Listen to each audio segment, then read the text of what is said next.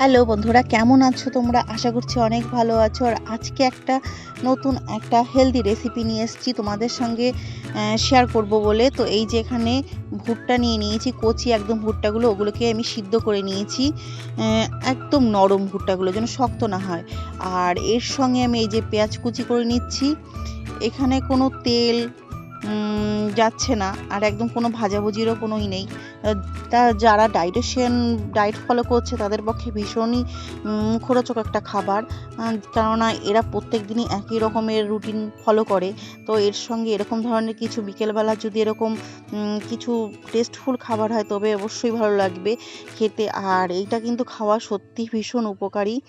তো এইখানে যে আমি শসা, পেঁয়াজ, টমেটো, কাঁচা লঙ্কা আর একটা লেবু নিয়ে নিয়েছি। আর এখানে লাগছে আমার বিট নুন, আর এখানে লাগছে শুধুমাত্র চাট মশলা।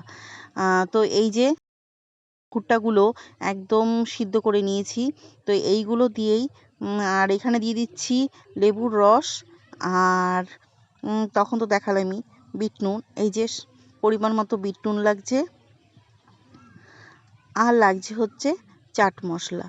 তো এইটাই মিশিয়ে আমরা মেখে খাবো। তো ভীষণ খেতে টেস্টফুল হয়, টকটক একটু ঝাল ঝাল নোনতা নোনতা, ভীষণ টেস্টফুল খেতে। আর খাওয়াটাও ভীষণ শরীরের পক্ষে ভালো। তো আপনারাও ট্রাই করতে পারেন।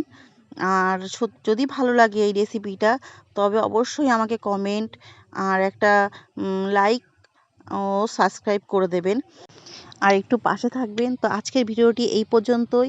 তো পরে আরেকদিন দেখা হবে। টাটা।